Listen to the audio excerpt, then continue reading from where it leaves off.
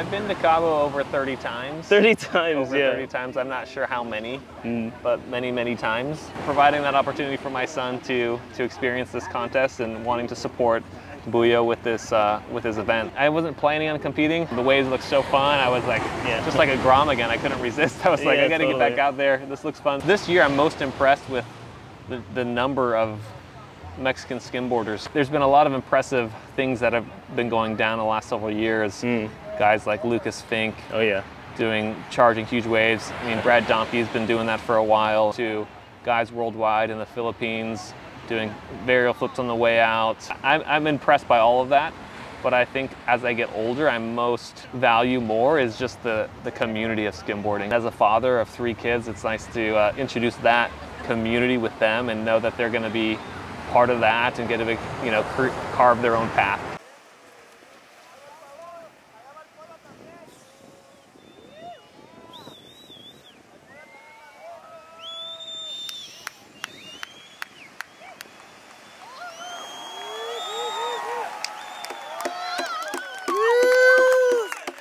Let's go, Paulo!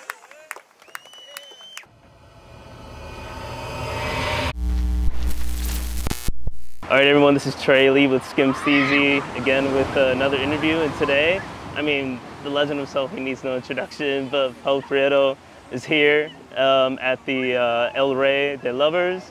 How many times have you been here? This has to be like the 15th at least, right?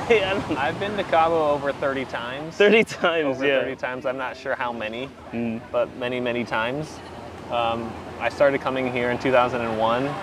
The first time I came was for a high school senior graduation trip with a bunch of my friends from high school, and I wasn't able to skim in the contest that happened in Todos Santos that year, but I was still here with all the other skimmers that came down for the contest to skim with them afterwards. And so ever since then I've been coming here a lot. There was times where I came here like 3 times a year, and lately I've just kind of, last time I was here was about 2 years ago, and hopefully I'll be coming back here some more now that my kids are getting older and wanting to skim too. So. Yeah, totally. Yeah, you came with the whole family. It was like the Priettos are taking over Cabo because you were competing, and then one, or is it just one of your kids was competing as well? Yep. So yeah, tell us about that. Like, tell us, like, I'm imagining you must have been so busy preparing yourself and also like working with your son to give him feedback.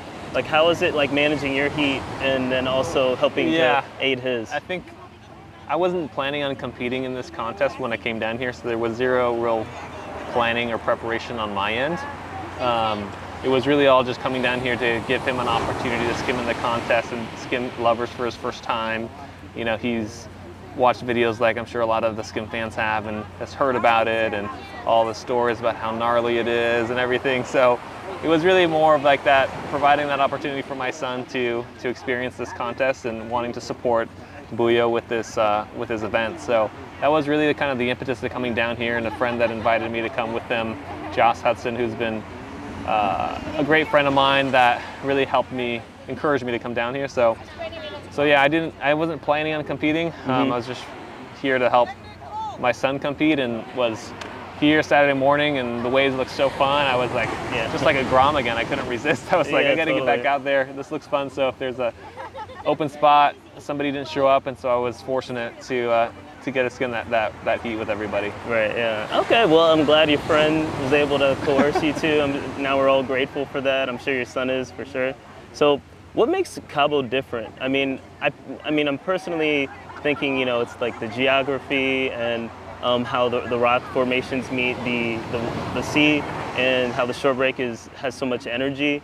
But tell us, like, what makes Cabo different exactly, and why is it such a skimboarding mecca, if you will, of Mexico and the world even?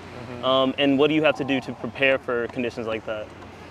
Well, when I was like probably my son's age, maybe 12 to 15 years old, there was a couple of older pro riders, Kurt Westgard and somebody else, that came down here to skim, and they put a little video together. This is before Bill and George ever created any of their videos.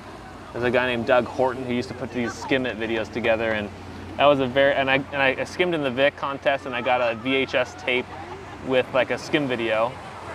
Again, it was before 10th Street Brothers. Right. Yeah. And there was a section of Cabo in it, and I was like, whoa, where is this place? And I was kind of like just very curious about it. And then after watching all of the 10th Street Brothers videos, and in every video they would have a Cabo section in it, did I start realizing like the potential here, and like why is it a great skimboarding spot, and what makes it such a great skimboarding spot is you're at the very tip of the Baja Peninsula, and there's a lot of exposure to swells, and it's very deep, very close offshore, so the waves don't slow down.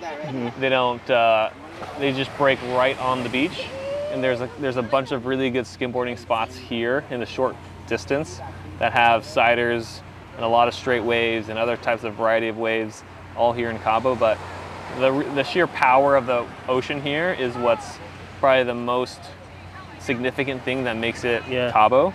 There's a lot of other breaks like in Mexico, like Malaque, that are good, and they're very good skimboarding waves, but I haven't been anywhere that's as strong quite like this.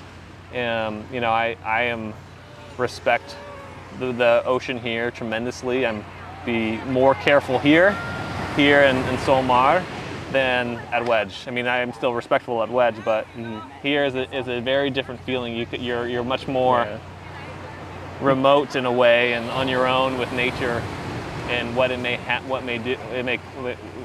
decide to do. Because I've been here and it's like 2 feet, and then all of a sudden it's like 8 feet, and it happens very, very quickly. So yeah, it's kind of like a very strong. The waves are just very, very strong here, which makes it such a fun place to skim, and it's unlike anything else when you don't have fins to slow you down or whatever. You're just going faster than you've ever gone. So Tim in the background, guys. You know? And that was yeah. Thanks for explaining that too. And that's something that I realized as well. Just the energy of these waves, you can't just send it, right? You have to respect the ocean, because it's very dangerous, like you're saying. But you got to risk it for the biscuit, as they always say, and you just have to be very selective, and then just do the best you can. There's definitely a lot of sending it going on here, but I think it's it's like calculated like anything else. I think there's just less technical skimboarding happening here because the waves are so strong. It's kind of like meat and potatoes, and try to catch as big of a wave as you can and get as big of a barrel as you can. There are some technical things that go on, but it's not the easiest place to do a 360 shove it. You're really just trying to connect on the biggest wave. Totally. And just surviving it is what is most impressive, I think, and keeps you coming back. Yeah, for sure. And so keeping you coming back, this is you said your 30th time.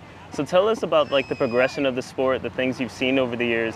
Like, what have you seen that's different about the sport, evolution-wise? Like, what are you looking forward to? Like athlete progression, things like that. Just talking about the future of skimboarding as you've like seen it progress over here at Cabo. When I first started coming down here, there were not very many local skimboarders. There's a few, Drew Peace and Scott Flores and Jaime Levet and their crew, all the Land's End guys.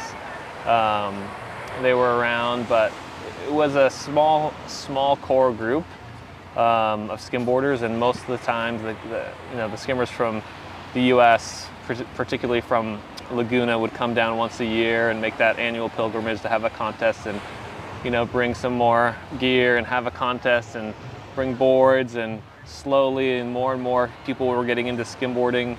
After all this, this year I'm most impressed with the number of Mexican skimboarders here, not just in Cabo, but in mainland and other areas of Mexico that come for this event, and just the community that has developed over the years. Because it's what's great, I'm very proud of seeing is that they have their own identity, their own community within skimboarding. Laguna Beach is like the spot to be a skimboarder for a lot of reasons. It's kind of like the North Shore of skimboarding, so to speak. But Cabo in Mexico, there's a lot of great talented riders. There's a lot of good beaches. There's just so much coastline that is really ideal for skimboarding. And so it's no wonder that there's a lot of interest in skimboarding, a lot of skimboarders here. But you know, I just see the future of people here just, I don't know, there's been a lot of impressive things that have been going down the last several years. Guys like Lucas Fink. Oh yeah. Charging huge waves. I mean, Brad Dompey's been doing that for a while, and he's still pushing the envelope to guys worldwide in the Philippines, doing varial flips on the way out. There's a lot of technical progression in skimboarding. I think I'm impressed by all of that, but I think as I get older, I most value more is just the community of skimboarding, is coming down here and making friends with the Cabo community, you know, making friends in the Laguna community, making friends in the San Diego community, or wherever. It's like you know, it's a very special bond that we share. And as a father of 3 kids, it's nice to introduce that community with them and know that they're going to be part of that and get to, you know, carve their own path, so to speak, with it. Awesome. Well, yeah, thanks, Mr. Prietto. Appreciate it. You know, legend, you know, thanks for taking the time to talk with us. Is there anything you'd like to tell the audience, any shout outs or anything you want to promote? I don't think so. Okay. Thanks for the time. Thanks for the interview. Yeah, awesome. All right, thanks, man. You're welcome. Appreciate it. Phew.